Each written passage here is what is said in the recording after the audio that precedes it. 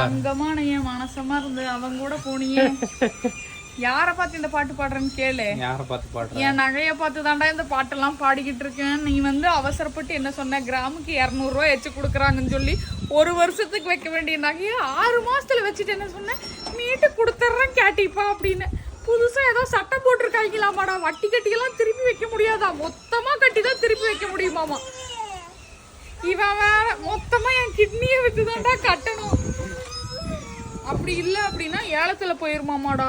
ஏலத்துல போயிருமா? அப்படிலாம் போகாதடி, ஏதாவது பண்ணிக்கலாம். என்னத்த பண்ணுவேன், உங்ககிட்ட ஒரு கிட்னி இருக்கு, என்கிட்ட ஒரு கிட்னி இருக்கு, இருக்கிறத வித்துக்குவோம். அதானே அதான் பாடிட்டு இருக்கேன். தங்கமான மனசமா இருந்து அவங்க கூட போனியே, நான் பணக்காரன் இல்லைன்னு தெரிஞ்ச அவங்க கூட போனியே. இது வந்து என்ன முடிவு, என்ன சட்டம்னு எனக்கு புரியல. நகை ரேட்டு வந்து ஏறிட்டே தான் இருக்குது.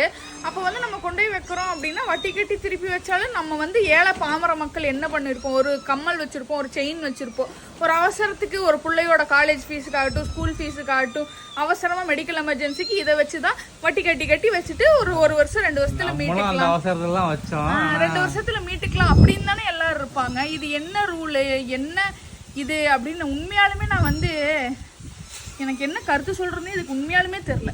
உங்களுக்கு ஏதாவது தோணுச்சுன்னா கமெண்ட்ல சொல்லிட்டு போங்க.